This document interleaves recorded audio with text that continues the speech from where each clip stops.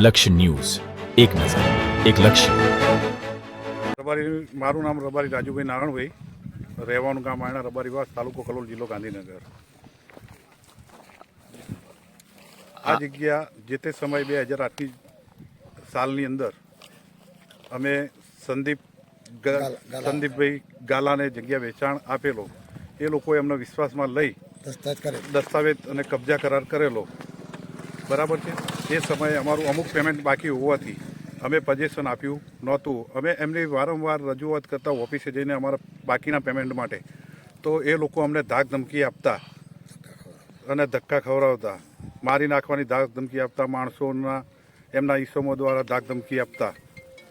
એ લોકોએ પછી જ્યારે અમે અમારા સ્થળ ઉપર અમારો ખેતરમાં વારસાગત વડીલપાડજી જગ્યા હતી, અમે અવારનવાર ખેતરમાં આટા મારતા, તો એ લોકોના સિક્યુરિટી ઇન્ચાર્જ રબારી લાલાભાઈ બળદેવભાઈ એના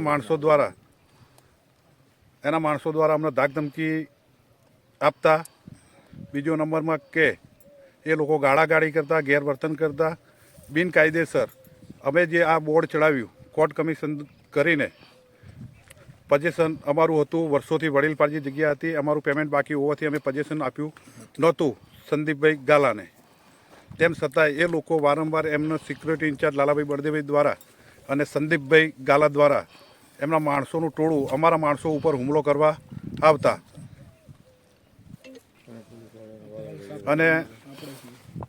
અને 7/12 અત્યારે જે તે સમયે આ લોકોનું કૌભાંડ બહાર આવ્યું, સંદીપ ગાલાનું, કે એ બેન ખેડૂત છે. ત્યારે આપણાને પ્રાંત સાહેબે અને કોર્ટે ઓર્ડર કરેલો મૂળ ખેડૂતોની સ્થિતિમાં લાવવા માટે. બરાબર છે. એ પછી 7/12 અમે ઓન પેપર થયા. પજેશન અમારું વર્ષોથી હતું. તેમ છતાંય એ લોકોના માણસો દ્વારા અમારા વારંવાર અઠવાડિયે ધાક ધમકી આપે છે.